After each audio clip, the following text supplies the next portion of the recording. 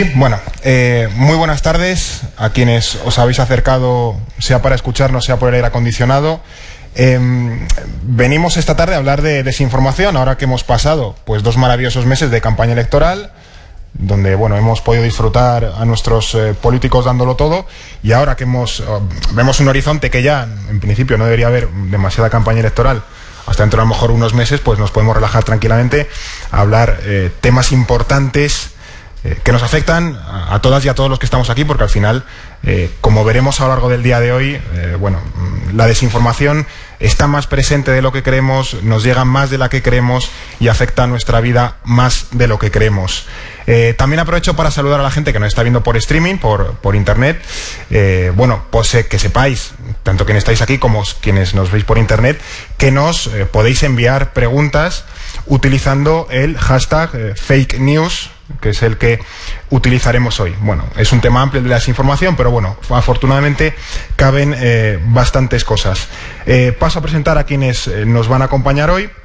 Aquí a mi izquierda tenemos a Clara Jiménez, periodista, cofundadora de Maldita.es, y formó parte del equipo del Objetivo hasta el año 2018, y es la única española en el grupo de expertos de alto nivel sobre desinformación que designó la Comisión Europea, pues precisamente para luchar contra este fenómeno de desinformación, y es además el miembro europeo del Consejo Asesor del International Fact-Checking Network.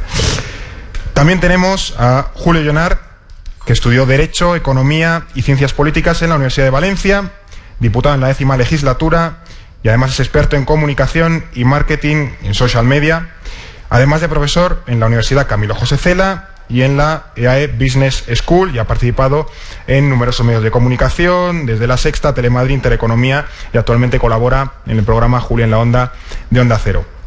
Y para terminar, porque en este caso sí soy menos importante, yo soy Fernando Arancón, director del medio de análisis internacional El Orden Mundial. Sé que algunos a lo mejor veníais esperando que estuviese aquí María Martínez Bascuñán, pero lamentablemente no podía asistir, se encontraba indispuesta hoy, probablemente otra de las víctimas que ha tenido 2 meses ininterrumpidos de campaña electoral y que ha hecho estragos en las reacciones, a lo que tampoco nosotros somos ajenos, ¿no? Entonces, bueno, algo perfectamente normal, consecuencias de la política, ¿no? Que no se ven tanto.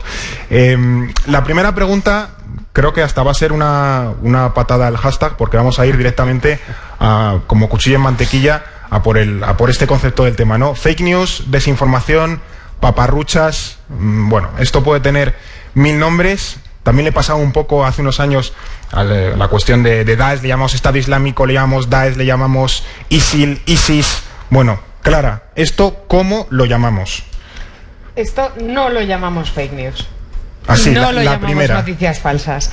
No, y esto no es una cosa que sea yo aquí que vengo tan flamenca y diga, ay, no, vamos a dejar de llamarlo así. No, todos los expertos en el tema dicen que no debemos hablar ni de fake news ni de noticias falsas por 3 razones. La primera, porque se ha vaciado de significado. Cuando Donald Trump dice que la CNN son fake news y cuando yo digo que algo son fake news, claramente no nos estamos refiriendo a lo mismo y por lo tanto nos conduce a error. Pensad además que ahora el término fake news como tal se utiliza como arma arrojadiza contra los periodistas. Lo hemos visto con la ministra portavoz cuando las conversaciones de la ministra de Justicia con Villarejo, lo hemos visto con el líder del Partido Popular cuando hablaba del salario mínimo y luego decía que él no había dicho que había que reducirlo, cuando sí lo había dicho claramente y lo oímos todos. La segunda razón por la que no debemos llamarlo así es porque cuando hablamos de noticia falsa pensamos en algo que parece una noticia, que tiene un titular, que tiene una imagen, que tiene un texto, y la realidad es que la desinformación a la que nos enfrentamos todos hoy en día tiene que ver con vídeos, con audios, con memes, con cadenas de WhatsApp, con tweets falsos, con todo eso que nos llega al móvil y que a veces nos cuesta un poco distinguir entre si es real o es mentira. Y la tercera, y esta sí que es un poquito más mía, porque eso no son noticias y nunca han querido serlo. No les demos esa categoría ni para decir que son falsas. Si vamos a luchar contra la mentira y a mantener esta guerra, también están las palabras. Hablemos de bulos, hablemos de desinformación, hablemos de paparruchas, decías tú, y hablemos de páginas web y no de medios de comunicación. O sea que para definir un poco los términos del debate, la noticia falsa, las fake news, son una parte, entre comillas, muy pequeñita de lo que sería un fenómeno muchísimo más grande, y además ni siquiera lo estamos enfocando bien. No son lo mismo para todo el mundo, sobre todo.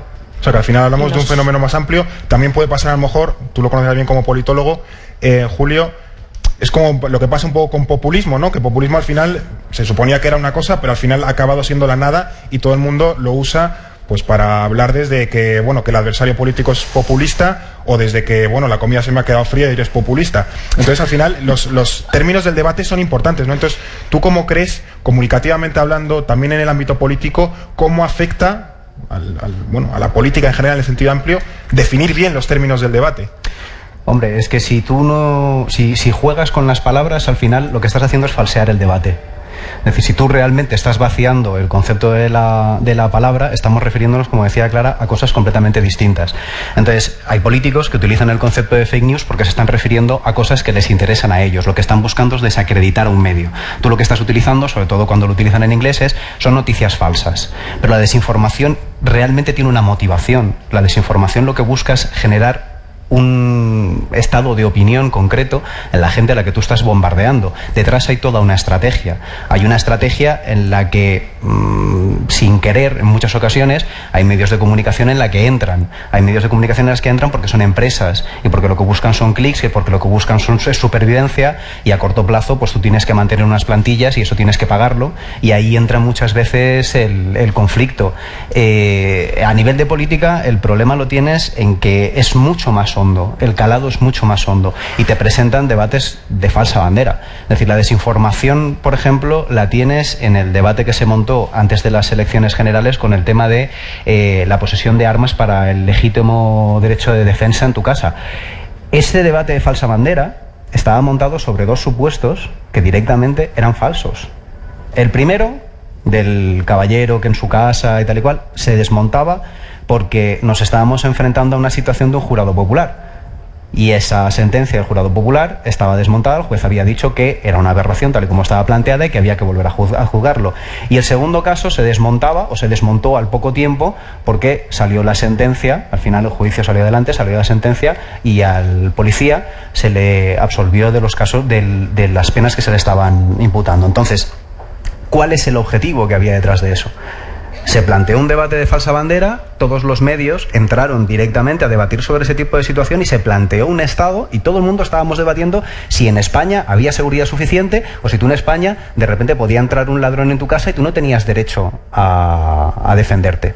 Y esa no es la realidad de nuestro país. El derecho a legítima defensa, que además es una atenuante en nuestro país, sí que estaba reconocido. Pero se quería fomentar un debate, se quería fomentar un tema que directamente estaba o tocaba otros temas que a un partido político le interesaban para su campaña, que era la falta de seguridad, que era el tema de la inmigración, que eran ciertas cosas concretas. Es decir, había un paquete entero que venía a desmontarlo. Y al final hizo que otros partidos políticos entraran a ese tipo de debates, que los medios de comunicación abrazaran directamente ese tema y estuvimos 2 semanas enteras hablando de eso, ya no más. Entraron más los medios de comunicación que los partidos políticos, yo creo, ¿eh? En este caso. Fíjate que eso es difícil. En este caso, además, algunos partidos políticos que de sello parece ser que están condenados a tener que entenderse para pactar ciertos ayuntamientos, se lo quitaron de encima diciendo que esto no era el Far West y tal y cual. Y esa persona que además lo dijo, dejó de llevar la campaña, de hecho, de las municipales y autonómicas posteriormente para el Partido Popular. Pero sí que es un tema que llama la atención y que tiene un objetivo detrás. Y la desinformación es eso, hay una agenda. Se busca un objetivo, no es una cosa que se deje caer porque sí, y es lo que hay que preguntarse siempre cuando nos llega este tipo de información. ¿Qué es lo que hay detrás de esto? ¿Cuál es el objetivo que se está buscando? ¿Qué se está buscando en la ciudadanía o en quien recibe esta información? No es simplemente marearte, es generar un estado de opinión. Luego iremos a cuál es el impacto en profundidad de la desinformación en multitud de aspectos de nuestras vidas. Pero antes también por marcar un poco unas guías básicas, unas pautas básicas para que la gente que esté aquí o que nos está viendo pues entienda un poco el mapa más básico de la desinformación. Por ejemplo, Trump o Nigel Farage o incluso aquí en España, cuando hablan de fake news o noticias falsas, hacen una especie de mención a un poder oculto, a los medios de comunicación, siempre en un juego de buenos y malos. Pero ¿quién está detrás realmente de la desinformación? ¿Es más de lo que creemos? ¿Son otros actores? Hay gente que se cree que ellos no generan desinformación, pero sí la generan. ¿Quién es realmente? ¿Quién está detrás de la desinformación? No en un sentido maniqueo, de gente mala, pero bueno, ¿quién genera la desinformación en general? Yo creo que eso no es tan fácil de definir y desde luego que no tenemos pruebas para señalar a nadie porque si no lo estaríamos haciendo ¿O ya. de dónde proviene más bien la desinformación? De los... Yo creo que la manera en la que yo lo veo, o sea, me parece que es la manera en la que por ahora podemos verlo con los datos que tenemos, es a quién favorece ¿También? la desinformación. ¿Quién la fabrica? Es súper difícil de rastrear. Súper difícil. Hay casos fuera de España en la que podemos ver que hay determinados impulsos extranjeros. En España eso no lo tenemos probado. Y a mí me parece, casi te diría que peligroso, dar por hecho que eso ha sido así en España si no tenemos pruebas para decirlo. Si vemos a quién favorece, vemos que en ocasiones favorece a unos partidos, esas situaciones de estado de opinión que decías. Por ejemplo, yo recuerdo este verano que de repente empezaron a circular un montón de vídeos sobre manteros liándola. Sí. Manteros tirando sillas, manteros quemando contenedores, manteros... Todos eran vídeos reales, o sea, no era un montaje, en plan... No era eso, eran vídeos reales, pero eran vídeos reales desde el año 2002 hasta el año 2018.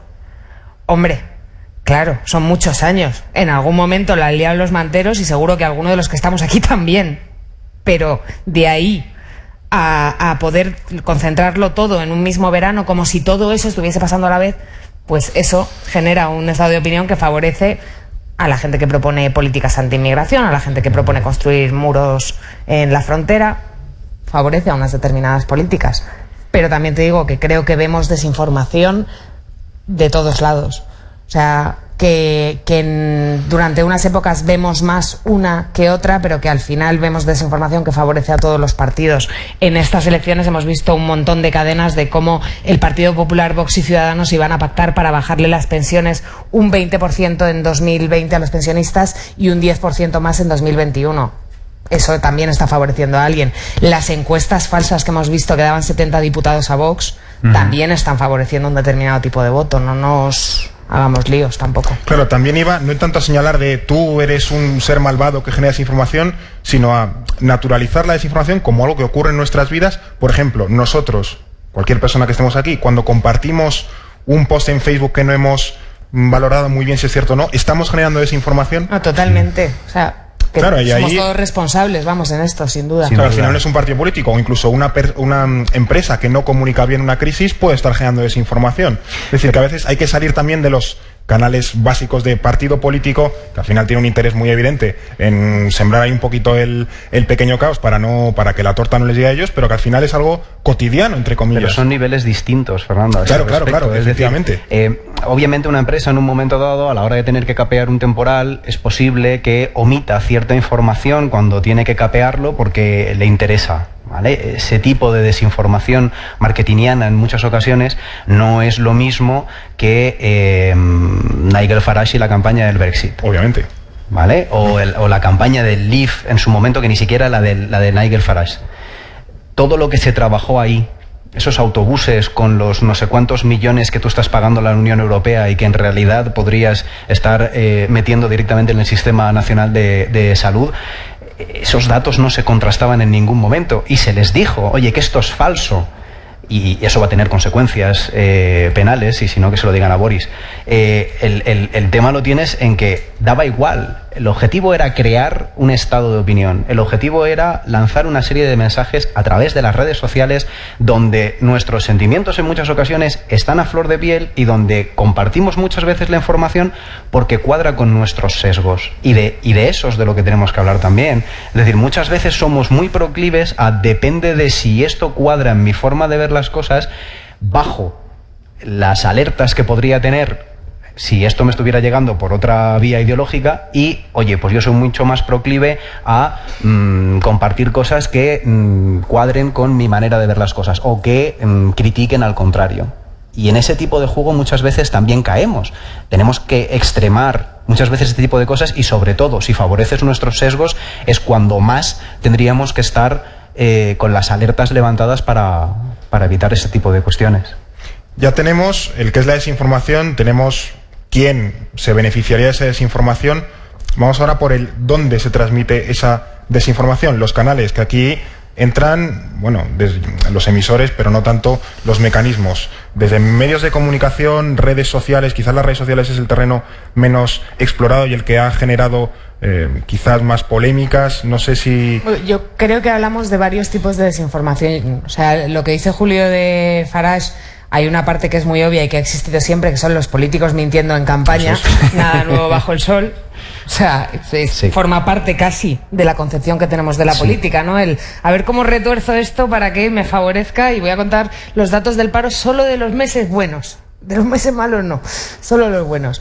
Y otra cosa son las campañas de desinformación que tienen, pues sí, o sea, o que están más orquestados o que por lo menos lo que pretenden es viralizar a tal punto que calen en la sociedad. Y el problema que hemos tenido, yo creo, con eso, incluso si viniesen de los políticos, que no lo sé y no lo puedo afirmar, pero pongamos que las campañas de desinformación orquestadas en redes las orquesta un partido político. El gran problema es que los medios de comunicación estamos escuchando a otro nivel y estamos escuchando las mentiras de los políticos, pero no las conversaciones que la gente puede estar teniendo sobre ellas.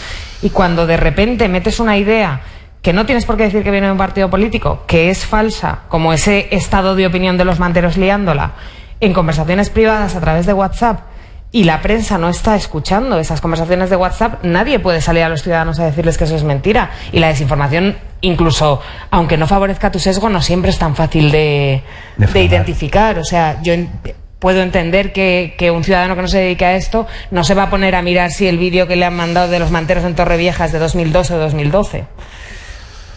Entonces hay un problema importante, en tanto que, primero, por ejemplo, no sabemos exactamente quién genera la desinformación en muchos casos, y luego mucha la tenemos fuera del radar. Eso es. Sí. Y a nivel, por ejemplo, de cuál sería uno de los casos más paradigmáticos. WhatsApp, quizás, las redes de mensajería, entre comillas, que ahora veremos si son de mensajería o no. WhatsApp, sin duda, porque a diferencia de otros países europeos en los que el consumo de noticias a través de WhatsApp está entre el 6 y el 11% de la población, en España es el 36%. Estamos al nivel de Brasil, por ejemplo, que ha tenido un verdadero problema de desinformación en las pasadas elecciones con WhatsApp, y le estamos prestando muy poca atención, y además las soluciones que vienen de Europa no tienen a WhatsApp en su imaginario, porque al resto de países europeos no les afecta, y cuando estás buscando una solución común, obviamente están otras cosas. Lo más peligroso de todo esto es que lo que dicen los estudios es que cada vez tendemos más a ir a redes cerradas, opacas, en las que no vamos a poder, afortunadamente yo no puedo leer el WhatsApp de nadie de los que está aquí, pero tampoco podemos leer las mentiras que se consumen, y por lo tanto no podemos actuar contra ellas. Tú, Julio, por ejemplo, que te dedicas al social media, WhatsApp se concibe quizá muchas veces como un servicio de mensajería, es decir, yo te mando un mensaje porque te quiero decir, oye, compra pan cuando llegues a casa. Pero hay mucha gente que también la está empezando a usar, y WhatsApp también se ha prodigado en empezarla a utilizar para, entiendo que coger mercado, como red social. ¿Y hasta qué punto, bueno, una cosa colisiona con la otra?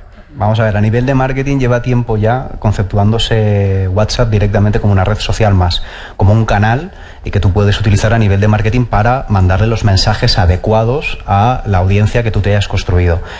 Inicialmente había menos problema, pero con las leyes de protección de datos españolas y con la reforma que ha habido del GDPR y la transposición que ha habido correspondiente, se le ha intentado poner un poco puertas al campo. Es complejo ponerle puertas a ese campo. Yo creo que se ligan dos cosas aquí. Es decir, por un lado tenemos este sistema de funcionamiento a nivel de marketing, donde yo puedo estar bombardeándote con mensajes de forma continuada desde una empresa o desde una serie de mensajes que yo te quiero colar, y los voy a utilizar a través de personas que están dentro de los grupos o a través de listas de difusión, ¿vale?, para que lleguen los mensajes de forma concreta. Y otro, cómo en nuestro país desde hace tiempo ha ido calando la idea de descrédito hacia los medios de comunicación. Claro. Y cuando existe ese vacío, es decir, un periodista al final y un medio de comunicación lo que hace es contrastar, lo que hace es buscar la información, lo que hace es buscar las fuentes, lo que hace lo que debería. En ocasiones no ha fallado, pero sí que es cierto que es uno de los medios más autocríticos y en los que siempre la propia prensa, los propios periodistas y los demás tenemos cátedras sobre qué es lo que tiene que ser el periodismo y cómo tiene que funcionar el periodismo y cómo falla el periodismo. Pero es cierto que sin periodismo, al final, sin alguien que tenga fuentes, sin alguien que pueda contrastar, sin alguien que pueda invertir en pagar a plantillas que se puedan dedicar a investigar la información, al final la gente termina confiando en estas redes cerradas. Hace tiempo, antes de la aparición de WhatsApp, eran los grupos cerrados de Facebook, eran los foros, es WhatsApp ahora. Fueron, todos lo recordaréis más o menos porque tenéis una edad, las cadenas de email que te iban llegando y tal, pues todo eso ha sido sustituido y ahora te llega por WhatsApp. Entonces, a todos nos llega y nos habrá llegado el mismo mensaje cuando se vuelve viral por 50.000 grupos distintos. Ahí ya entra cada uno de nosotros, en los grupos en los que estemos, tener la responsabilidad cuando te llega de buscar la información o de intentar desmontarlo y perder un poquito de tiempo en no contribuir a darle más alas a este tipo de situaciones. Es decir, cada uno de nosotros en nuestra vida personal nos podemos convertir en diques contra esta desinformación. Tú ya lo has empezado a apuntar y ahora quería profundizar un poco. El experto, el periodista al final es un experto en su trabajo, que habrá algunos que lo hagan mejor y otros peor, pero al final es un experto. Y en otra multitud de campos también pasa a lo mejor con la ciencia, el movimiento antivacunas se me viene a la cabeza. ¿Hasta qué punto la opinión del experto tiene una época que no está en su mejor momento? Es decir, que al final la desinformación le ha sacado un rival importante antes, que se sentaba a cátedra quizás de una forma, no lo sé, quizás más sencilla. Ahora al final acabas confiando más, o porque te llega antes quizás, o porque te llega por 20 distintos, en tu cuñado o en la del grupo de padres del colegio, que te mandan un vídeo de vete todo a saber dónde, que en un experto que dice, miren, esto es así y así y así, o no es así y así y así. Es decir, hay una colisión ahí entre el experto y la desinformación, que al final es un fenómeno muy ágil y muy efectivo. Yo creo, o sea, yo no estoy de acuerdo con eso, pero voy a intentar explicar por qué.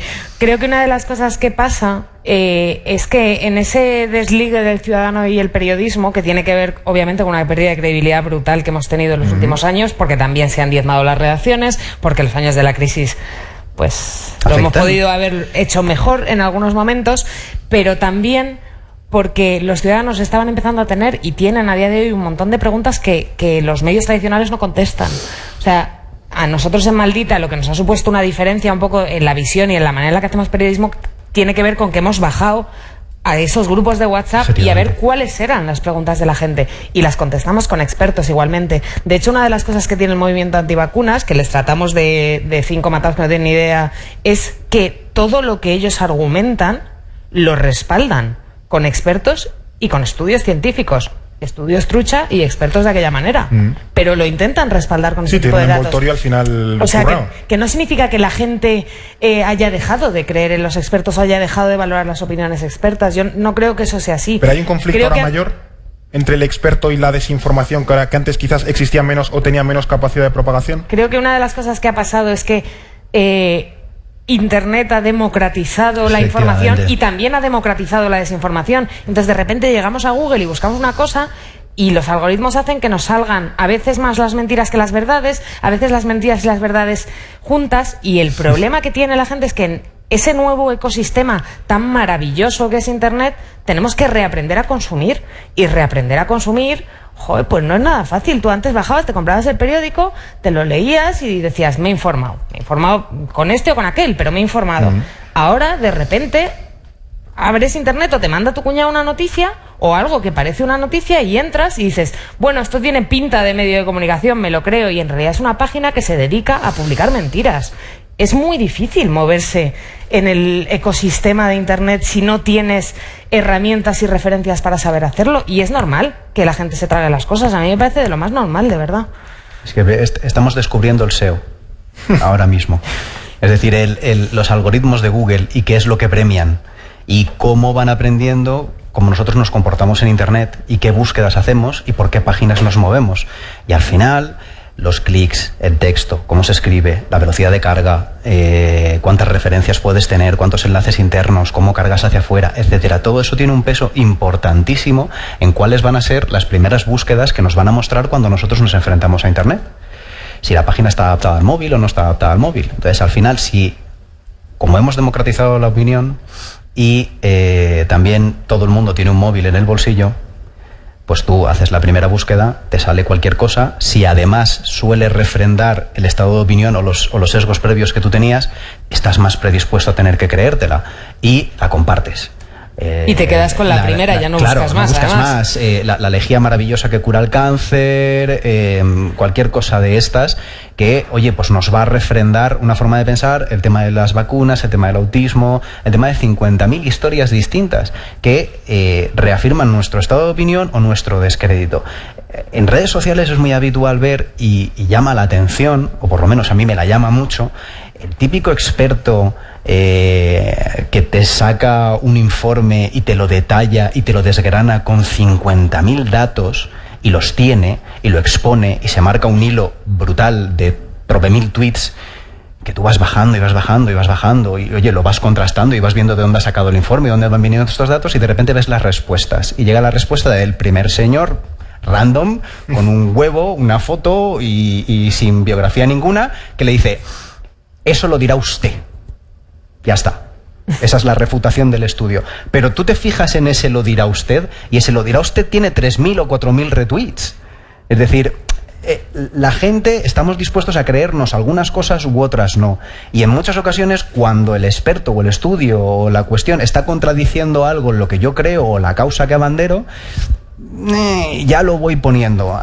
Yo, sinceramente, a un señor que es físico nuclear, pues le voy a debatir pocas cosas, porque yo de física nuclear no sé, pero a un señor... Los cuñados sí saben de física nuclear. Los cuñados saben de todo. Claro. De física nuclear y de la cerveza que está más buena. Yo de la cerveza que está más buena puedo debatir, pero de física nuclear no. Ahí ya hay que ver cada uno hasta dónde está dispuesto a entrar. Pero fíjate, por eso es tan importante, yo creo, esa labor de los prescriptores cercanos. Una de las cosas que nosotros vemos mucho en Maldita, lo vemos en abierto y lo fomentamos en cerrado, y ahí ya no sabemos cómo funciona, pero es que cuando desmentimos algo que tiene que ver con, vamos a poner un tema polémico, Cataluña, y desmentimos algo que en origen la mentira favorecía el independentismo y entonces lo desmentimos. Por poner un ejemplo, lo puedo poner de otro lado igual. Siempre llega alguien que nos dice, lo dirás tú, de forma menos bonita habitualmente, pero bueno, te has querido ser muy cortés. Pero una cosa que está empezando a pasar y que a mí me parece muy importante y me parece que tenemos que tener en cuenta que ese son el tipo de aliados que necesitamos, es que llega alguien con un lazo amarillo en el perfil y le dice: no, hombre, pero mira, y entonces le hace la reexplicación. Y ahí ya no se la estoy haciendo yo, se la está haciendo un prescriptor. Nosotros, eso por ejemplo en WhatsApp, siempre se lo pedimos, ¿no?, a los malditos. Yo te mando ahora el desmentido y ahora tú vuelves al grupo de tu familia y le dices a tu cuñado que esto que te mando era mentira. Con cariño siempre, por favor. No se trata de echarle en cara las cosas a la gente. Antes de luego vienen las cenas de Navidad y la cosa se complica. Ya. Hay que verse las caritas, que eso siempre es complicado, que no todo es Twitter. Antes de pasar a las soluciones, que creo que hay muchísimas y creo que va a dar para un debate creo que largo. De hecho, aprovecho para recordar que, bueno, quienes nos estén viendo por streaming o quien esté aquí tuiteando, pues puede utilizar el hashtag fake news y mandarnos preguntas también, bueno, para abrir un poco los horizontes de las cuestiones que estamos aquí planteando. Salimos, por ejemplo, de una tralla de elecciones españolas, pero también de unas europeas, que también nos han permitido ver un poco cómo está el panorama europeo. No sé si han coincidido por casualidad o por causalidad, que llevamos unos añitos de auge de posiciones, discursos populistas y un auge también de la desinformación. ¿Hasta qué punto, tú ya lo has apuntado, esbozado un poquito antes o dejado caer sutilmente, hasta qué punto hay correlación entre ambos fenómenos? ¿Quién gana de quién? O si es una escalera en la que primero se da un paso hacia un peldaño y luego hacia el otro. ¿Hay algún tipo de correlación? Porque muchas veces se apunta hacia eso. Es decir, partidos nuevos que surgen, partidos que, bueno, están rompiendo el statu quo en determinados países, ya son los que generan desinformación, son los populistas. A lo mejor no es tan cierto, o es matizable, o sí, no lo sé. ¿Qué pensáis? ¿Voy? Laza. A ver, yo creo que ahí son dos cosas que suceden en paralelo, ¿no? De repente las sociedades empiezan a polarizarse y entonces la desinformación aparece, porque al final apela a la patata y las polarizaciones geopolíticas apelan muchas veces a cosas que tienen que ver con la patata o con el bolsillo, llamémoslo X, y cuanto más se polariza un país, más desinformación empieza a haber, y entonces más se polariza y más desinformación empieza a haber, y entonces los actores que no trabajaban la desinformación empiezan a trabajarla, porque en un país polarizado la desinformación es lo que te funciona. Al final una cosa se nutre de otra, sí, en este tipo de cuestiones. Yo no sé si habéis visto la película de Brexit de HBO. Yo no la he visto, pero... Vale. Seguro que hay gente que sí. Es Brexit and Civil War. ¿Vale? Sale Cumberbatch y intenta explicar cómo es una suerte de documental película en la que intenta explicar cómo funcionó todo el tema de la campaña del Leave y cómo se estructuró y con qué se apoyaron. El sentir popular ya existía, la desafección ya estaba ahí. Es decir, esta gente no inventó nada. Esta gente llegó, se dio cuenta, es cierto que la figura que se representa aquí tiene unos intereses concretos y unos intereses políticos ulteriores que no terminaban con el tema del Brexit, sino que tenía una agenda mucho más allá, pero lo único que hace es aprovecharse de una serie de circunstancias que ya estaban. Es decir, él no genera una serie de mentiras para que la gente se las crea, él busca en qué situación se encuentran las personas, y aquí descubre que hay una bolsa de personas que tienen una desafección con el sistema político británico y con la Unión Europea específicamente, y a partir de ahí, aprovechándose de lo que se está empezando a mover a nivel político, de la situación de Cameron, de la situación en Reino Unido, dice, este es el momento de poder dar el salto y aprovecharme de las redes sociales y de las nuevas tecnologías que antes no tenía para identificar a una serie de usuarios, 3 millones de usuarios, que son los 3 millones de diferencia que finalmente marcan la votación del Leave y del Remain. Es decir, las redes sociales permiten, con estudios concretos de datos, identificar las opiniones de usuarios concretos y saber qué es lo que están pensando. Y a partir de ahí fomentar esa línea de crecimiento y personas que estaban en la abstención absoluta porque no creían, movilizarlas hacia el voto. Cuando al final tú te estás moviendo en vectores de a favor o en contra, con una simplificación brutal como es un referéndum, para una cosa tan compleja como es la permanencia en la Unión Europea, es un caldo de cultivo impresionante. De ahí se salta a Estados Unidos y tenemos Trump y la utilización que se hace en campaña. Tenemos cómo le ha funcionado a Salvini, tenemos cómo le ha funcionado a ciertos partidos españoles, específicamente a Vox, que sacan muchísimo rédito de este tipo de situaciones. Es decir, al final hay ciertos grupos que se aprovechan de estados de opinión previos que estaban latentes, que han sabido identificar para fomentarlos. La guinda del pastel del marketing político o de la mala utilización. La sublimación no está la mala utilización. Yo creo, bueno, según para quién, no creo que a Trump estuviese muy de acuerdo en... Aquí entra un tema de moral, y ya parece que me esté poniendo yo un poco caballero de la armadura brillante, pero entra un poco de moral y de utilización de las redes sociales. Las redes sociales y Google y Internet te puede traer cosas maravillosas, pero obviamente tienen una parte atrás. Al final es código, y al final si tú sabes a quién te estás dirigiendo y lo puedes identificar, sabes que puedes reforzar una postura hacia un lado o con información concreta, con desinformación concreta, bombardeando de forma continuada y favoreciendo los sesgos de cada uno de nosotros, puedes llevarte a otro lado. Y eso es así. ¿Es legítima esa utilización? Se mueve, legítima por ley. Ahí está. Por ahora. Por ahora, claro. pero va a pasar consecuencia, va a tener consecuencias. Es decir, en Inglaterra se está empezando a juzgar, que es todo lo que pasó con el tema de la campaña del Leave. Tendrá consecuencias políticas.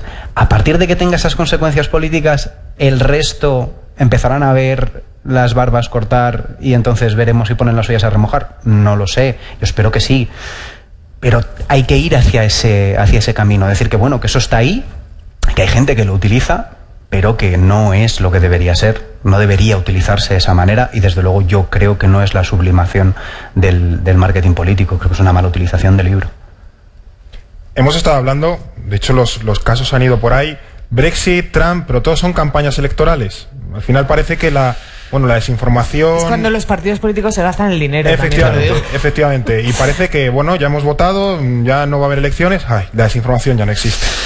Pero esa desinformación que viaja en metro, tanto social como geográficamente, sigue ahí. Y va a estar ahí picando.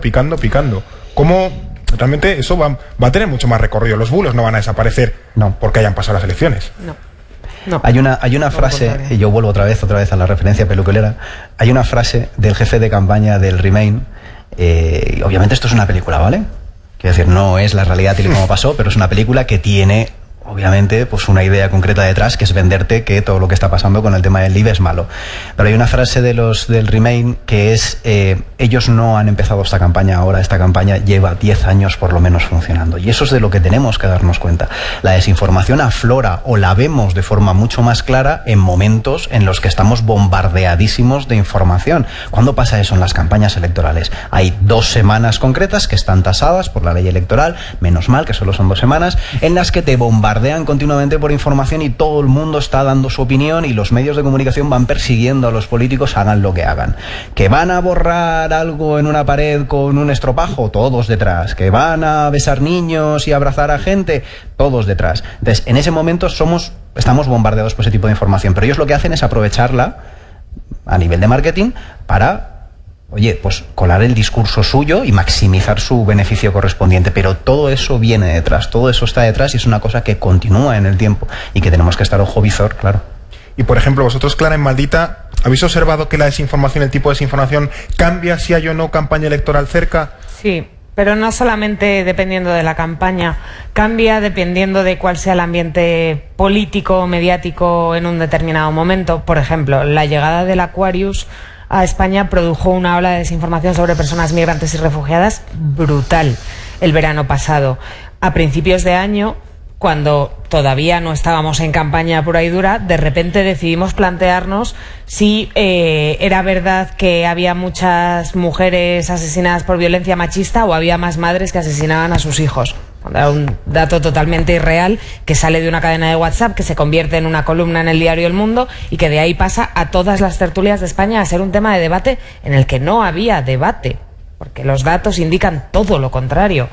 O sea, hay picos sobre determinados temas en determinados momentos y luego hay una desinformación que es peligrosísima y está súper presente en la vida de todos los que estamos aquí, que tiene que ver con la salud, la ciencia y la alimentación.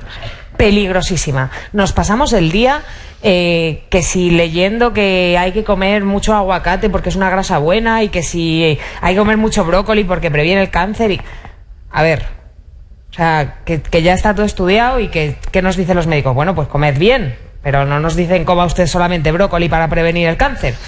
O sea, hay una serie de desinformaciones que además muchas veces tienen detrás intereses económicos, como puede ser con las pseudoterapias, que necesitamos frenar, porque además esas, en concreto, las que tienen que ver con la salud, son las que pasan de ser un bulo que circula, que de repente recibes en una cadena de WhatsApp o que lees en una noticia random, a convertirse en una creencia que interiorizas y que la ciudadanía interioriza, y esa es mucho más difícil de sacar.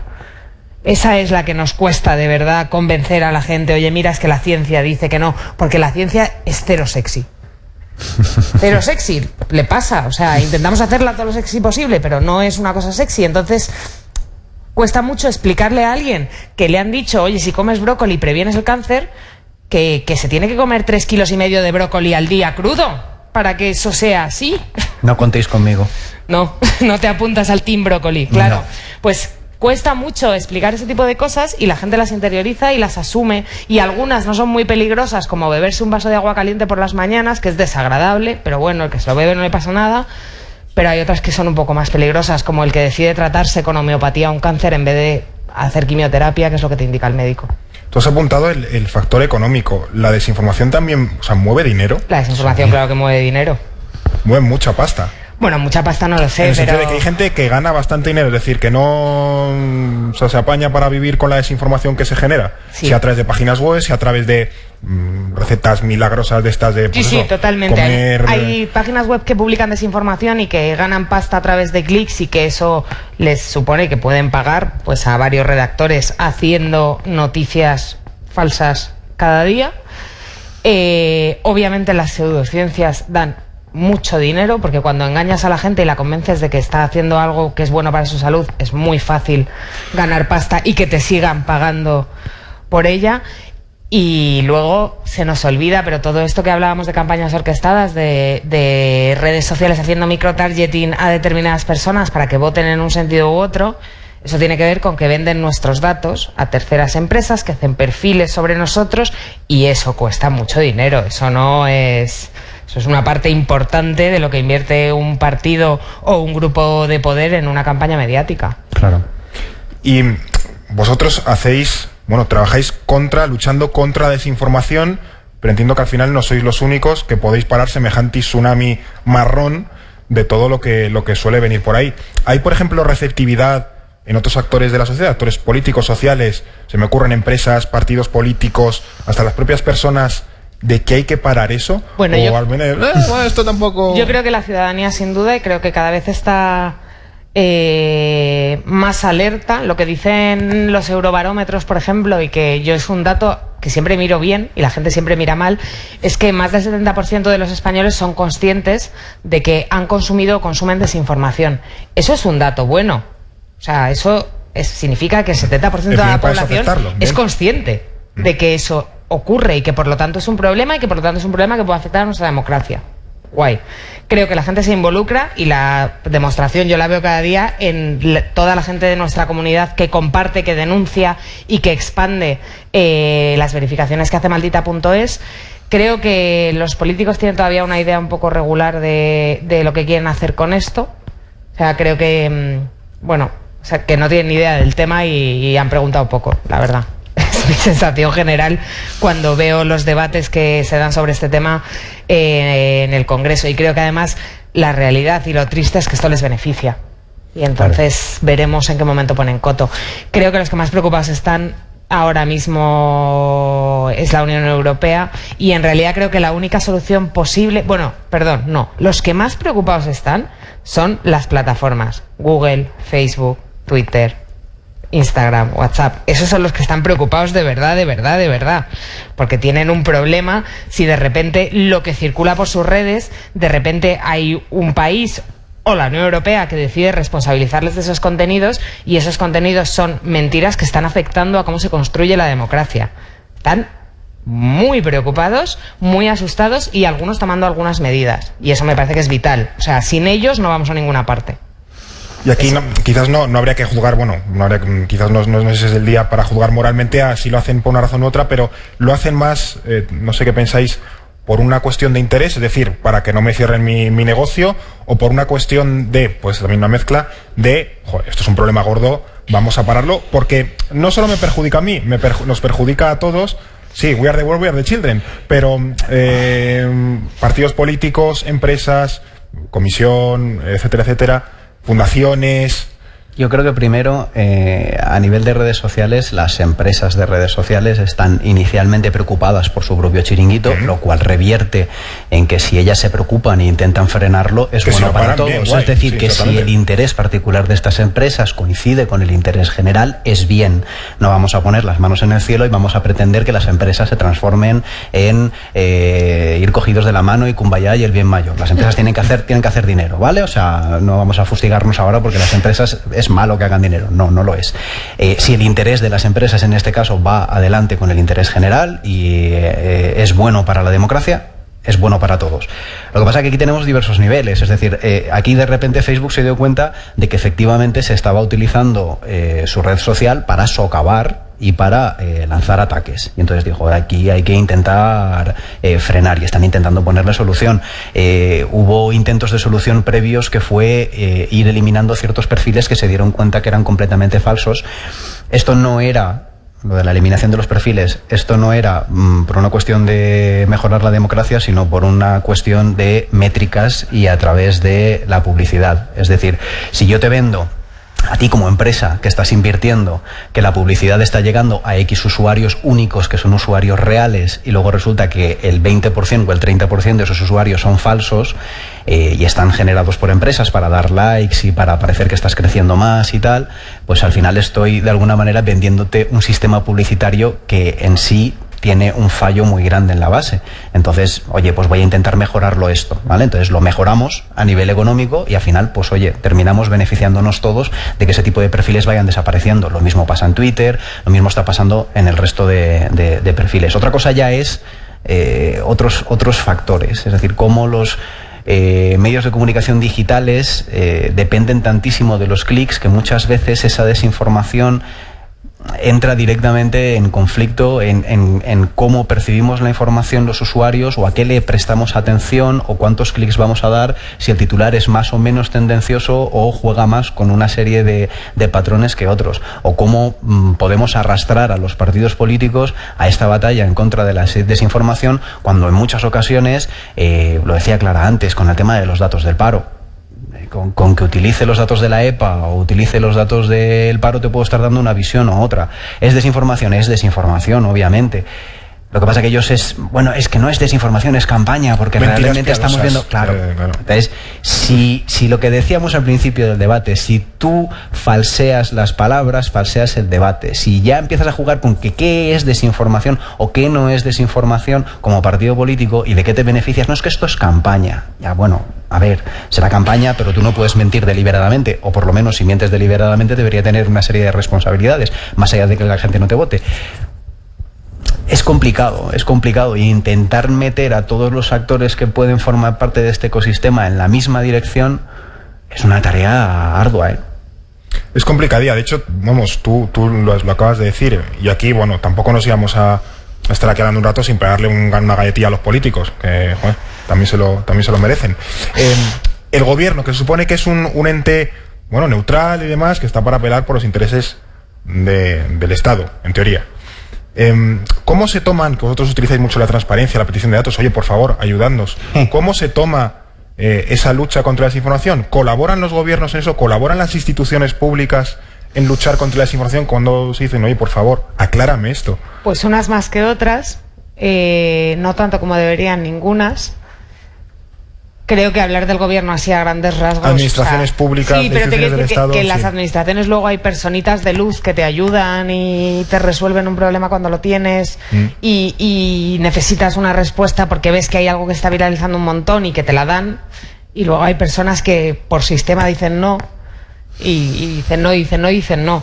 Creo que una de las cosas, y es una de las conclusiones del informe que hicimos... el grupo de expertos para la Comisión Europea, era que una de las cosas básicas es que las administraciones tenían que ser infinitamente más transparentes e infinitamente más rápidas a la hora de contestar a las preguntas que tenían que ver con desinformación. Porque lo que hemos visto después de estudiar el fenómeno es que cuando tú paras una mentira, cuando acaba de empezar, esa mentira no se expande y esa mentira no se distribuye. Julio, aquí en España, por ejemplo, o incluso en Europa, ¿nos falta un poco de cultura democrática también en las instituciones para luchar contra la desinformación? Es decir, ¿nos falta todavía ser un poquito más conscientes o a establecer unos canales, unos mecanismos adecuados para empezar a luchar? Es que también puede pasar con sus aspectos, la corrupción, la legislación, en fin, la actuación pública en general. El problema muchas veces es que los políticos que tenemos están unos cuantos años por detrás de los fenómenos sociales que estamos viviendo.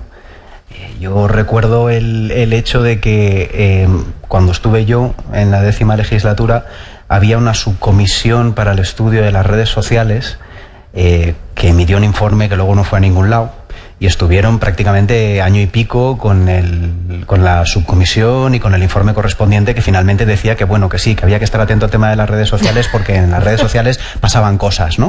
O sea, me gustan los catalanes porque hacen cosas y las redes sociales, en ellas pasan cosas.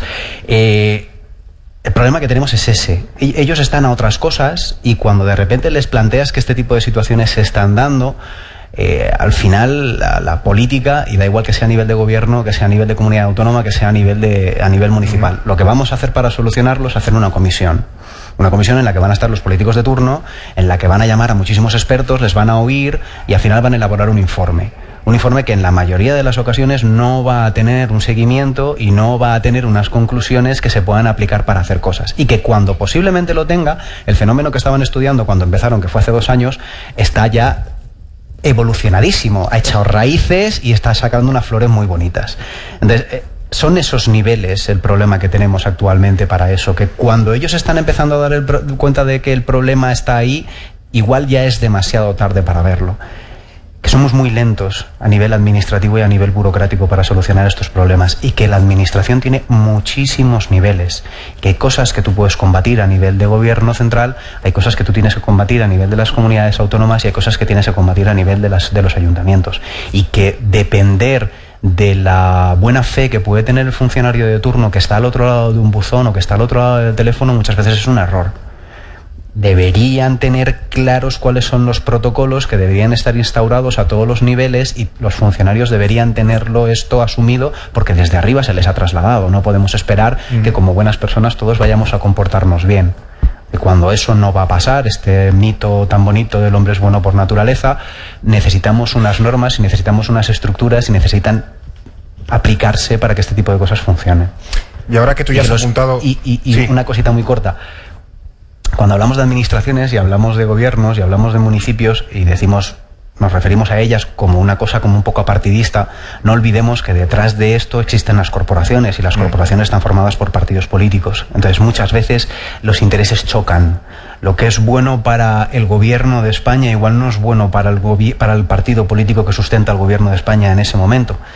Entonces ahí entran muchas veces en conflicto estas cuestiones. Lo hemos estado apuntando ya con el gobierno, las administraciones públicas, qué pueden hacer para luchar contra la desinformación, pero así, una pregunta facilita, cortita al pie, que no genera ningún problema. ¿Cómo luchamos contra la desinformación? ¿Qué actuaciones serían prioritarias? ¿Por dónde empezamos a construir la casita? El gobierno. No, en general. La sociedad, empresas, mandándole a tu cuñado en la cena, oye, mira, tío, que esto no... Pues... O sea, el cemento, ¿dónde lo empezamos a...? No, yo te voy a contar mi carta a los Reyes Magos.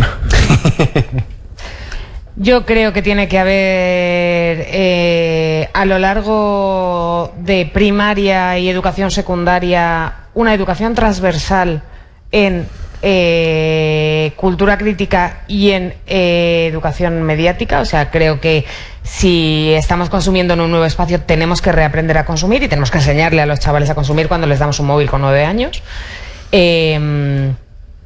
Y creo que son los profesores que están en el día a día ahí, y no un profesor que vaya un día a darles tecnología, los que tienen que ser conscientes de que esto es así y que todos tienen que saber y poder formar en esas aptitudes.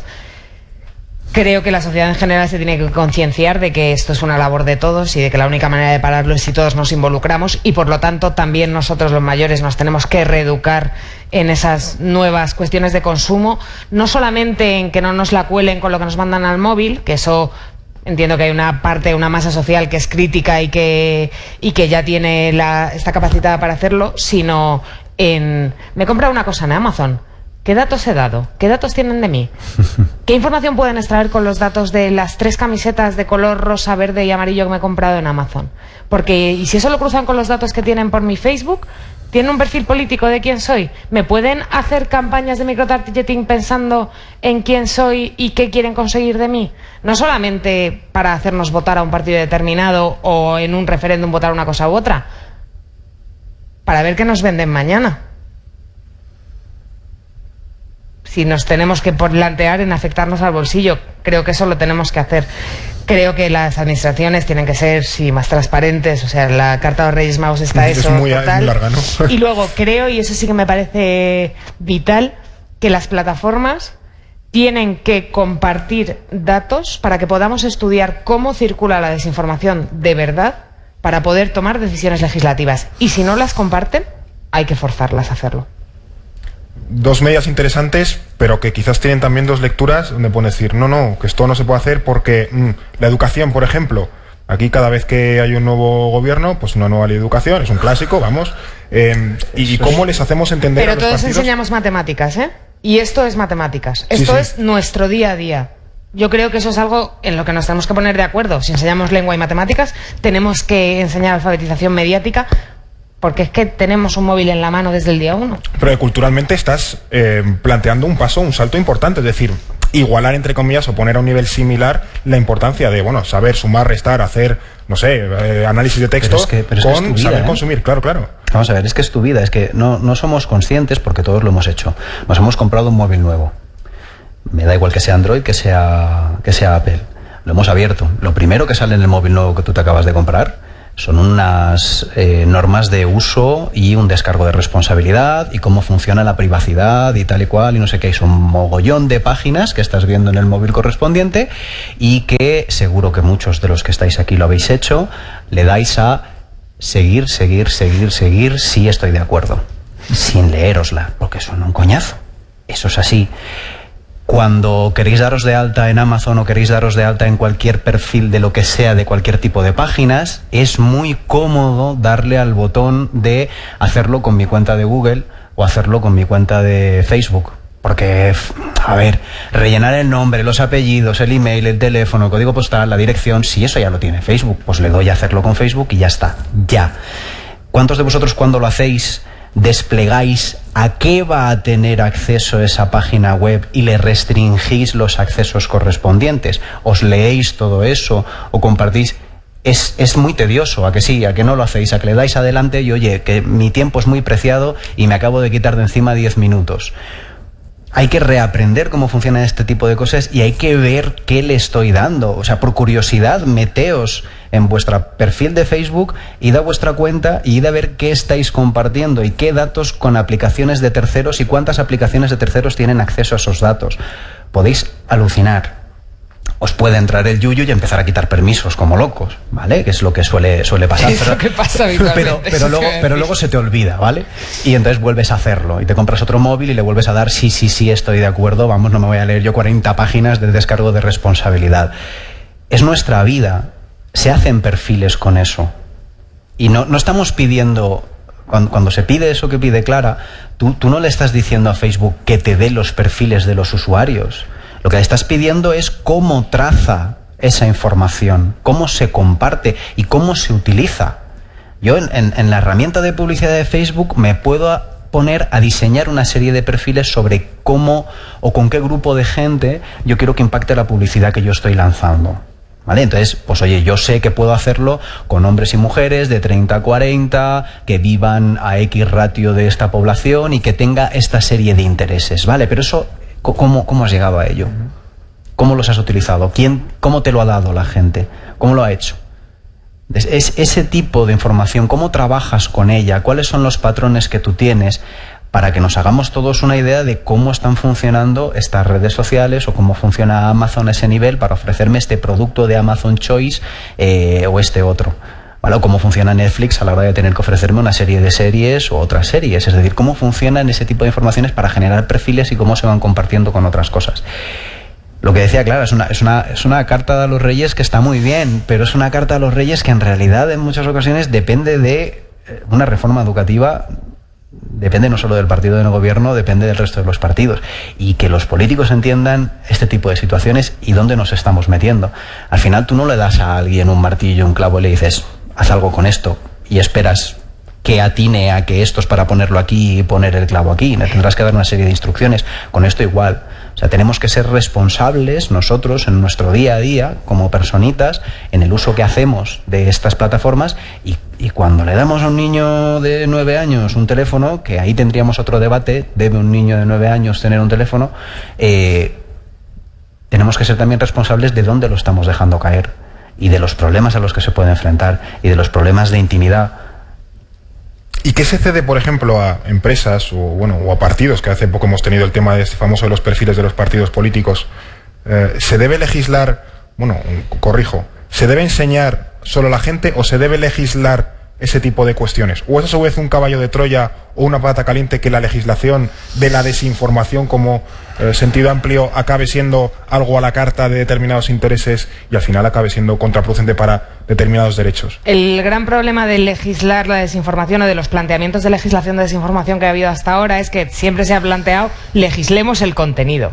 Uh-huh. Y claro, legislar el contenido es un juez o una institución que dependa del Estado o diciendo esto es verdad, esto es falso, esto es verdad, esto es falso. Y solamente mirando este carril y no mirando este otro carril porque no conviene.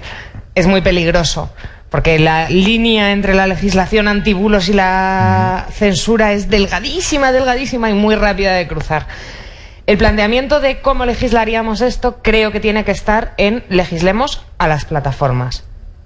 Los datos que extraes no los puedes vender. O solamente los puedes vender con este fin y este fin. O sea, ahí está el planteamiento. El problema es que Internet y las redes sociales han ido tan rápido, tan rápido en los últimos 10 años que nadie se ha parado a tirar de freno de mano y a decir, que aquí no hay ninguna ley y que además no me vale una ley solamente para el espacio europeo, porque esto está en todas partes y de repente hay alguien que está consumiendo una página web con cookies que está alojada en Vietnam y esos datos de esas cookies, ¿quién se los queda? ¿A dónde van? ¿Cómo legislo yo eso? ¿A quién se lo venden luego? Es muy complejo, muy complejo de legislar, pero en algún momento nos tenemos que parar a pensar cómo hacerlo, porque esto no va a hacer más que avanzar. Y para poder tomar esa decisión de cómo hacerlo y hacerlo bien y no hacerlo y que dentro de 3 días se nos quede obsoleto y no sirva para nada, necesitamos que las plataformas nos den datos para ver cómo hay que hacerlo. Y necesitamos parar. Y pagar, sí. Necesitamos parar. Necesitamos dejar de ser el producto. Claro. Al Ese final, clásico de si tú no pagas por el producto, pues es que el producto eres tú. Pero es que es así, es verdad. Es decir, esto es una base en marketing también y es una cuestión bastante clara. El tema es que tal y como va Internet y tal y como van las nuevas tecnologías y tal y como va la legislación siempre va detrás de la realidad. Y tiene que ir detrás de la realidad, ¿vale? Porque si no sería imposible, tendríamos códigos legales infinitos que no podríamos abarcar. O sea, tendríamos una realidad sobreregulada. Y cuidado que la realidad que tenemos actualmente tampoco es que vaya corta de legislación. Pero en este tipo de situaciones siempre vamos muy por detrás, porque en el mundo de Internet y en el mundo de las redes sociales va todo rapidísimo.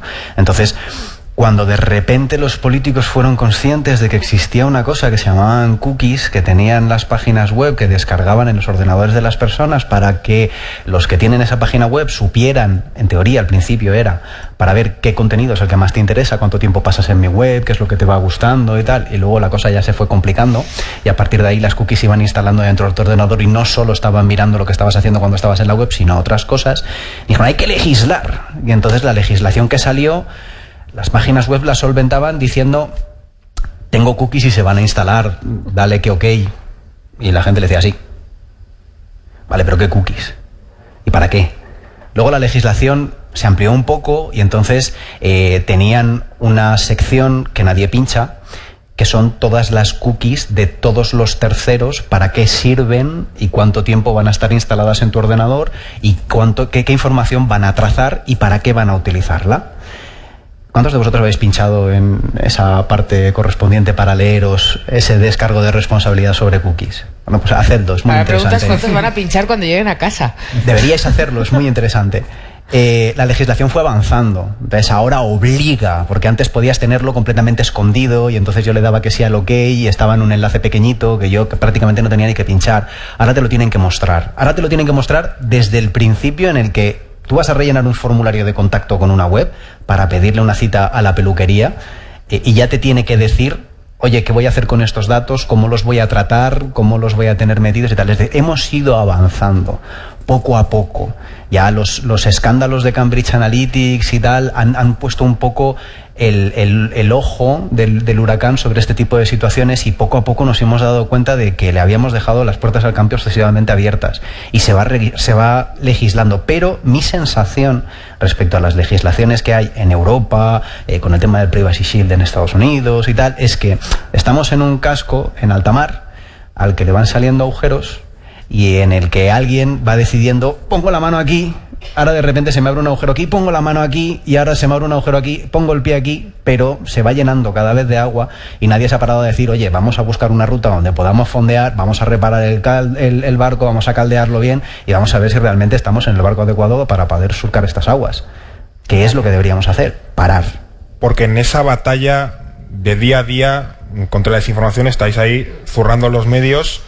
¿Y qué necesitáis los medios? Es decir, hay algunos medios, los medios deberían colaborar en esa batalla contra la desinformación.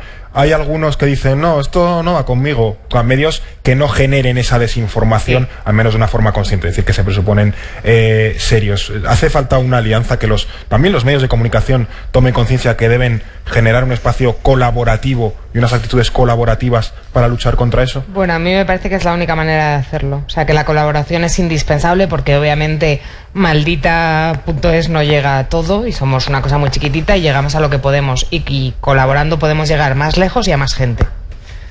Eso para empezar. Pero es verdad que hay muchos medios que piensan, no, hombre, pero si yo no publico mentiras, ¿por qué las voy a desmentir? Pues hombre, porque a veces las mentiras son noticia. Porque a veces, si hay una gran parte de la población que se está creyendo algo que es falso, habrá que salir a contarles que es falso igual que salimos a contarles que otras cosas son verdad. No sé. Todavía creo que tiene que cambiar un poco la mentalidad de algunas de las personas que dirigen medios en este país, que siguen creyendo que cerrar un periódico a las 11 de la noche con una crónica parlamentaria de 2000 palabras es el único tipo de periodismo que hay que hacer. Creo que estamos en una época nueva en la que hay que contar otro tipo de cosas porque se consume de otra manera, porque nos enfrentamos a peligros nuevos, y de la misma manera que ahora hay secciones de feminismo en los medios, pues también tiene que haber probablemente secciones de verificación, también para los propios medios y para poder reconstruir esa credibilidad que está tan dañada, secciones de alfabetización mediática, porque yo me paso el día recorriendo España de punta a punta y mi equipo igual, intentando dar charlas como esta para intentar calar un poco más. Pero hombre, a lo mejor si lo hiciera una tele llegaríamos a otro sitio. Y ese es, Julio, otro síntoma quizás de la obsolescencia que tienen muchos medios en cuanto a su modelo editorial, modelo de negocio, que en otros países podemos ver que han dado pasos hacia adelante, medios muy importantes, pero que aquí en España quizás nos está costando más, y quizás somos más perezosos, más cautos, en fin, no sé. Llegamos a las cosas más tarde. Digamos, es una forma de ser nuestra que tenemos, es una cosa muy española que tenemos, que es llegar a las cosas más tarde. No es ni mejor ni peor, llegamos más tarde, ya está. No es algo por lo que fustigarnos.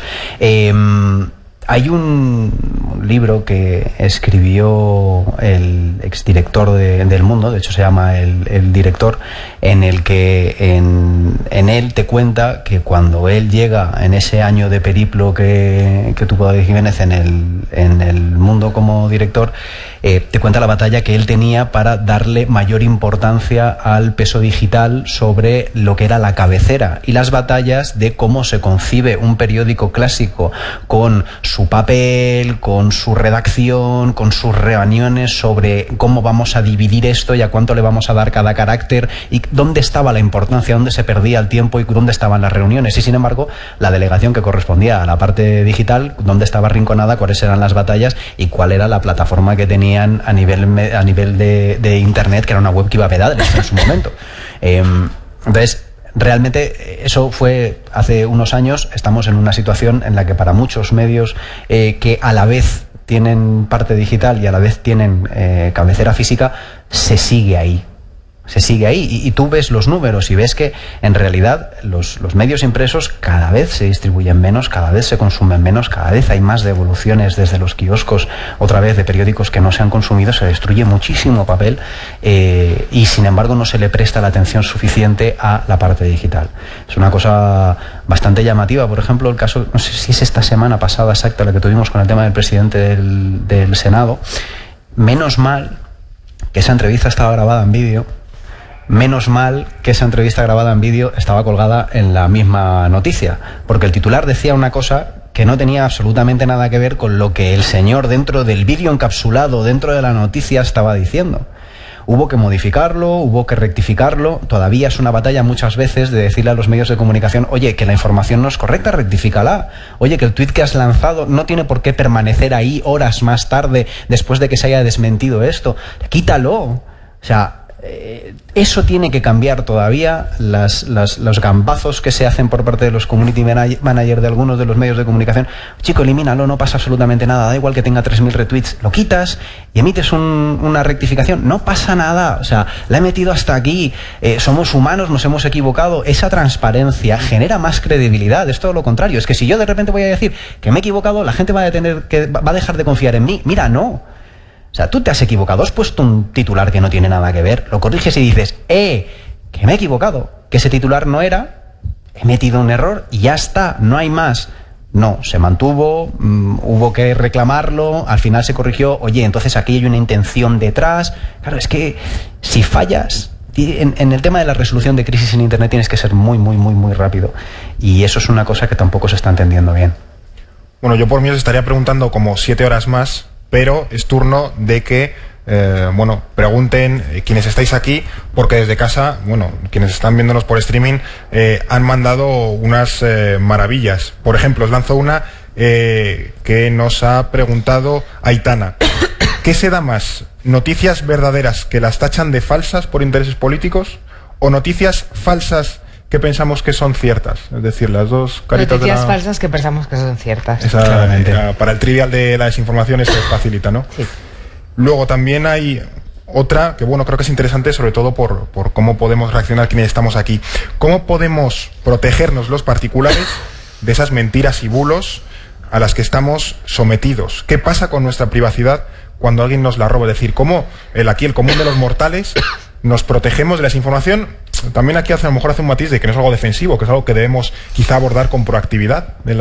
¿Cómo abordamos esa información nosotros como personitas? Hay dos preguntas ahí, en realidad. Sí. Realmente... La segunda tiene tela. La segunda te la voy a dejar a ti. Vale. La primera voy a contestar yo.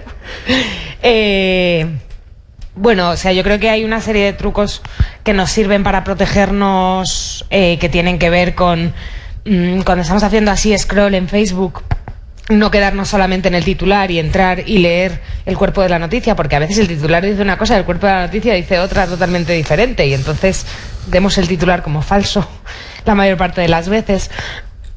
Fijarnos dónde estamos leyendo la noticia.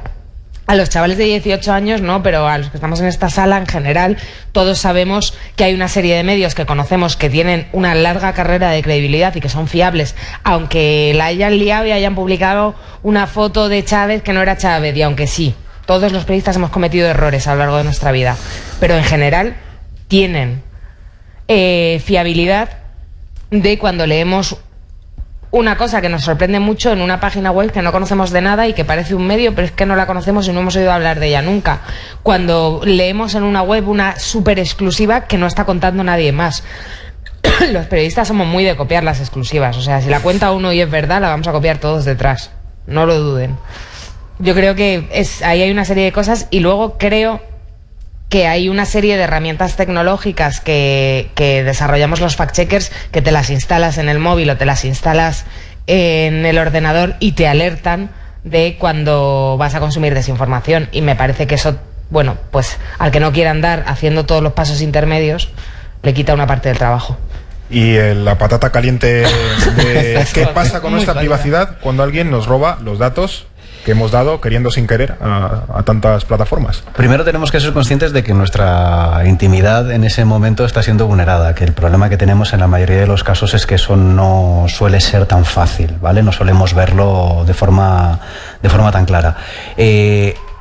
Al final es parte también lo que decía Clara. Aquí es una cosa de cómo nos protegemos nosotros y cómo somos conscientes de dónde nos estamos moviendo, de a qué me está obligando esto o a qué tiene acceso esto, de leer, de saber qué datos estamos compartiendo y qué no, y de bloquear, pero clarísimamente. O sea, yo accedo a Facebook y sé qué le permito hacer a Facebook y qué no le permito hacer a Facebook. Lo mismo con Twitter, lo mismo con aplicaciones de terceros. Cada vez que me instalo un juego de burbujitas de Facebook y de La Granja y de cosas similares que siguen funcionando, ¿vale? No es que hayan desaparecido y tal, aunque ya no nos lleguen las invitaciones, hay gente que sigue jugando y eso sigue moviendo dinero. Tú eres uno de ellos, por lo que parece. No, pero mi madre sí. Hola, mamá. Lo que tenemos que tener en cuenta es que le estamos cediendo datos. Y que tenemos plataformas y tenemos sistemas operativos que son mucho más confiables que otros. Hola, Huawei.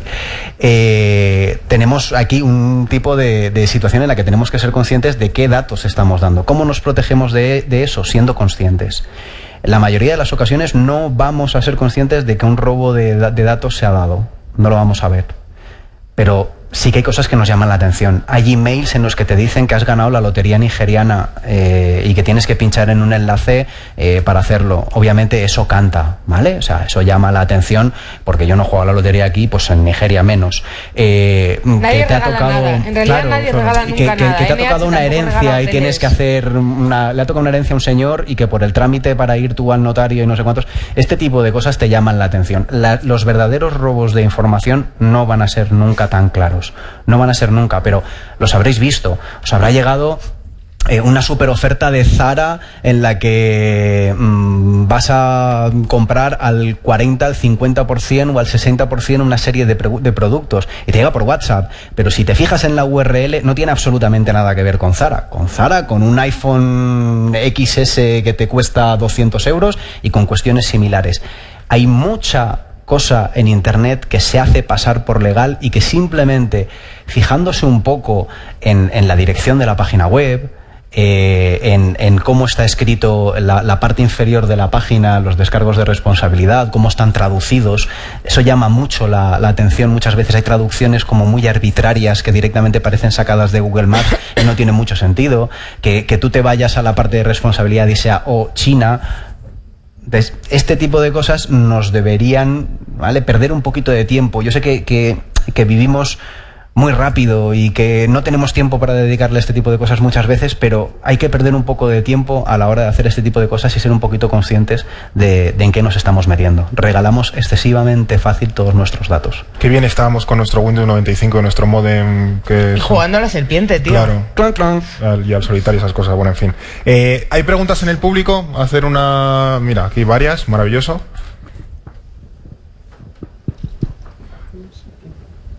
Hola, buenas tardes. No puedo estar más de acuerdo con Clara Jiménez con esto de que la solución está y se tiene que semillar desde las aulas. Me parece esencial y que además el problema es, desde mi punto de vista, gravísimo. Yo creo que entramos todos con mucha ilusión en esto de la democratización de la conversación y nos olvidamos que el patrimonio de la información lo teníamos antes los profesionales de la información, los periodistas, y que con el Internet y el descrédito de los medios, de repente no se hizo los deberes, como ha comentado antes Clara, y ahora todos y cada uno de nosotros pues tiene al lado un cuñado que tiene más prescripción que los medios de comunicación. Entonces, desde mi punto de vista, y os planteo la cuestión, ya no es solo el fenómeno de la desinformación, es la necesidad incluso de que aprendamos a usar adecuadamente cómo trasladamos la información verdadera, porque al final nos encontramos con fenómenos como la jauría virtual que hemos tenido hace unos días y que como consecuencia la muerte lamentable de una trabajadora de Iveco, por ejemplo. Entonces me parece que creo que no somos conscientes, los usuarios de las redes sociales, que somos todos, y especialmente me preocupa mucho WhatsApp, del enorme poder que tenemos para construir cosas maravillosas, pero también para destruir vidas humanas. Sí. Hace falta una alfabetización digital a ese respecto y tienen que quedar claros ciertos conceptos. Es decir, cuando recibes ciertas cosas por Internet, tú también eres responsable si esas cosas luego las reenvías.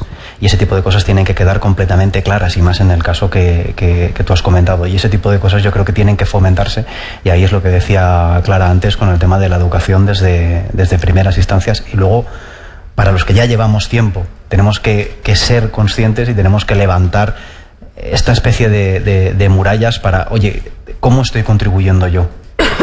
¿Estoy haciendo que mis grupos de chat y el mundo digital en el que me muevo sea mejor, esté más limpio, sea más veraz? ¿O contribuyo un poco a embrutecer ese tipo de situaciones? Si la respuesta es la segunda, pues igual tendríamos que replantearnos cómo funcionamos. Y probablemente hay que dar un paso al frente como ciudadanos. Y si alguien te manda un bulo en un chat, hay que decirle que es mentira. Y si alguien te manda un vídeo sexual de otra persona, hay que decirle que eso es un delito. Había más preguntas por aquí. Hago un inciso, que sean claras, concisas y breves a poder ser, para que así nos dé tiempo a preguntar a más gente posible y así enriquecer el debate. ¿Ya? ¿Se oye?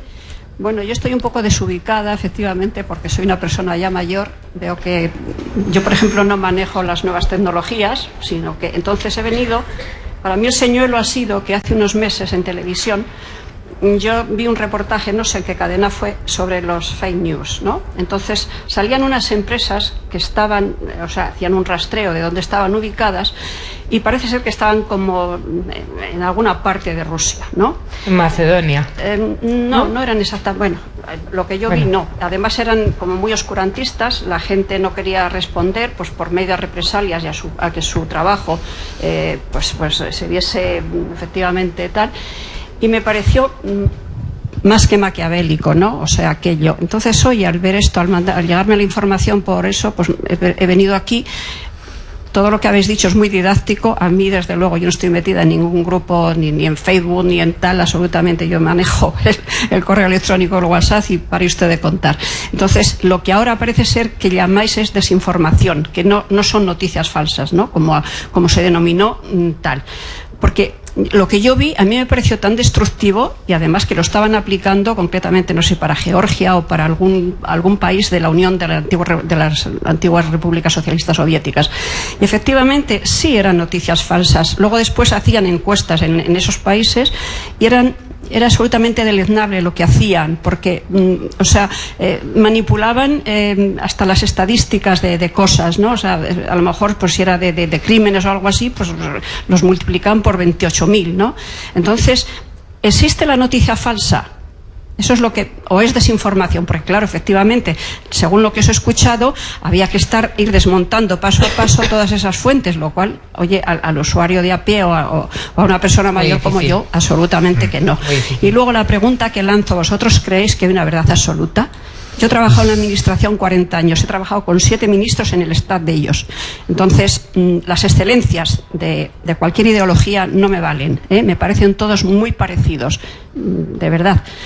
Con lo cual, cada uno, pues no sé, pone la impronta, aunque no se quiera, yo creo que sí que, no sé, que no podemos ser, todos somos manipulables. Y nuestra verdad es nuestra verdad, igual que el que escribe la historia. Entonces, en esto... Profundos debates esto de la verdad absoluta, si existe o no. Vamos, sí, o sea, eso es lo que digo. O sea, ¿existe una verdad absoluta respecto a la información? Porque es que es todo... O sea, hasta las estadísticas de un accidente...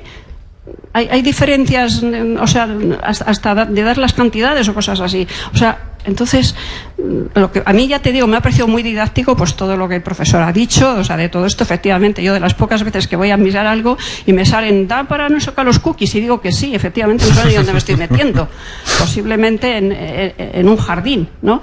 Entonces, pero bueno, yo... vamos a la cuestión de la verdad absoluta, ¿no? Si realmente, que es un debate interesante que hay en medios, ¿no? De si hay verdades absolutas que son prácticamente irrebatibles, y vosotros, por ejemplo, trabajáis mucho con dato, que al final quizás es uno de los elementos que más peso tienen para dejar, cerradas ciertas cuestiones. Yo creo que cuando usted habla de la verdad como gran concepto filosófico. Hombre, sí, yo como gran concepto filosófico, y a la hora de informarme de algo, de verdad, para poder fiarme como una persona mayor, o sea, decir, bueno, me puedo fiar de esto, porque realmente es tan miserable todo el sistema y tan calumnioso, que efectivamente en la calumnia, ya lo sabéis, si se calumnia que algo queda. Intenta tirar agua y luego lo recoges, que va a quedar la mancha. Entonces eso es lo que funciona. Entonces a mí a veces, en plan catastrofista, me da mucha pena, ¿no? Y por otra parte quiero tener esperanza, y por eso yo he venido aquí pensando con eso, con lo cual el fake news, esto no existe, ¿no? O sea, es desinformación, me decís vosotros. No, nos hemos explicado mal. No, a lo mejor lo he entendido yo mal, es muy posible, ¿eh? Es más posible eso. No se le debe llamar fake news. Ya. O sea, la recomendación es que no se haga, porque la manera en la que los políticos utilizan la expresión no es la misma que como la utilizamos los expertos en esto. Por supuesto. Y por lo tanto, preferimos llamarlo de una manera diferente. Vale, bueno, pues nada. Oye, agradeceros que me habéis enseñado muchas cosas, pero yo no me voy a meter en ninguna red social, evidentemente. Y lo de los cookies sí lo miraré, porque no... Mira, sobre el tema de la verdad absoluta, hay una frase que mi padre siempre me decía, los datos son los datos y lo demás es literatura. Entonces, los datos es lo que nos tiene que servir para, en la mayoría de las ocasiones, saber si son fiables o no son fiables. Eso es lo que tú puedes desmontar. El discurso ideológico que se pueda realizar a partir de una serie de datos, eso ya es literatura. Pero si el dato de partida, si la forma en la que una muestra se ha tomado es correcta o es incorrecta, eso es lo que yo puedo atacar, eso es lo que yo puedo desmentir. Si el estudio no es fiable porque está mal tomado, eso es lo que yo puedo desmontar. Si los datos se los han inventado, eso es lo que yo puedo desmontar. Esa es la batalla principal que tenemos que tener, porque el resto de las verdades relativas caerán si los datos se desmontan. Ya, bueno, pues gracias. ¿Más cuestiones? ¿Alguna cuestión más? Venga, por este lado, que hemos hecho por tercios, pues venga, ahora le toca este tercio. Bueno, yo como periodista quería más centrar nuestra labor a la hora de encontrar esas soluciones, y me quería centrar sobre todo porque mi experiencia me dice que la gente se deja guiar más por su espectro ideológico que por los datos, aunque conozca que estos datos son verdaderos. Entonces mi pregunta es la siguiente: ¿qué podemos hacer contra esta gente que se deja llevar más por su ideología que por los datos verdaderos? Yo incluso lo he podido comprobar con un profesor mío universitario con 5 máster, un doctorado, que en su Facebook, al agregarme, vi que difundía la mayoría de cosas eran bulos. Por ejemplo, el bulo de que Pedro Sánchez convocó las elecciones en el 28 de abril para poder mantenerse más de un año en el poder y así cobrar la paga vitalicia, y así varios bulos. Tienes a la jefa de Maldito Bulo delante y es muy gracioso porque va haciendo así a todo lo que dices. Entonces mi pregunta era esa, porque esto desmonta esa mantra de que la gente que difunde esa desinformación es gente sin estudios o gente que no tiene tanto manejo de las redes sociales. Cuando bajas al terreno ves que esto no se cumple. Totalmente. O sea, yo no sé si hay un mantra sobre eso, ¿eh? Creo que en general tiene más que ver, por ejemplo, con lo que decía Julio de los sesgos y de cómo ratificamos nuestros sesgos personales. Pero también creo que si tú consigues tener una determinada credibilidad, la gente, aunque no se crea el primer desmentido que le mandes, cuando le mandes uno que sí favorece a su manera de pensar, te empieza a creer un poquito. Y luego le mandas otro que no le va y entonces hace así. Pero luego le mandas otro que sí le va. O sea, que eso es una cosa que vivimos nosotros a diario. Una de las cosas que nos pasa en Maldita todas las semanas es que somos del PSOE, de Podemos, del Partido Popular, de Falange, o sea, pasamos por todos los grupos políticos cada semana. Y eso significa que nos están leyendo todos, los que se cabrean porque seamos de Podemos y los que se cabrean porque seamos de Falange. Que creo que es la manera de llegar. Una lucha contra la fe, casi, ¿no? Que al final es una cuestión de fe ciega en unas creencias y que por mucho que sería como ser ateo ideológicamente. Sí. Un poco eso, sí. Al final, cuando te metes en estos berenjenales, y es lo que decía Clara, la primera vez que desmientes algo, bien sea a través de un grupo de WhatsApp, bien sea tomando unas cervezas, donde sea, es que eso lo dices porque son de tu cuerda. Cuando lo haces con cosas a las que la gente te presupone que tú deberías estar completamente en contra, o sea, yo he desmentido información de cuestiones nacionalistas que en teoría, oye, pues como a mí los nacionalistas no me caen bien, pues no debería hacerlo. Entonces cuando lo he hecho, no, mira, es que esto no es de esta manera que tú lo estás contando, la gente ya es en plan de, pues igual no es por esto. Y entonces esa batalla continua que a ti te hace muchas veces vivir en una especie de bipolaridad, porque terminas por no saber ni siquiera quiénes son los tuyos, no sé quiénes son los míos. Entonces, al final creo que es una tarea de todos, y una tarea de los periodistas, y una tarea de la gente que lee el WhatsApp, y una tarea de todos los estratos a nivel cultural. Esto no es una cuestión de gente que conozca más las redes sociales o no, es una tarea de cada vez que te llega la información, certificarla y saber si la puedes pasar o no la puedes pasar. Si nos comportamos todos así, oye, pues hoy somos poquitos, pero al final esto se va amplificando, y al final nada tiene más credibilidad que la verdad. Bueno, ya vamos a ir cerrando. Ha estado 1 hora y media bastante generosa en cuanto a explicaciones, pero no me gustaría cerrar sin que eligieses un consejo a todas aquellas personas que estamos aquí y a todas aquellas que nos ven en casa para no difundir desinformación. Es decir, una pequeña pista, una pequeña acción que podamos hacer para que la rueda no siga avanzando. Si no estás seguro de que la información sea real, no la compartas. Pues eso, nos quedamos con la copla. Muchísimas gracias a Clara y a Julio pues por habernos planteado estas cuestiones tan didácticas, también a la Fundación Telefónica por dejarnos explicar estas cuestiones que a menudo no hay tiempo o no hay ganas o interés en que se expliquen a la gente, y a todas aquellas personas que os habéis acercado hoy aquí y a quienes nos han visto por streaming, ¿no? Mil gracias, y seguiremos intentando contar cómo la desinformación y otros aspectos de las cuestiones nacionales e internacionales nos siguen afectando. Así que muchísimas gracias.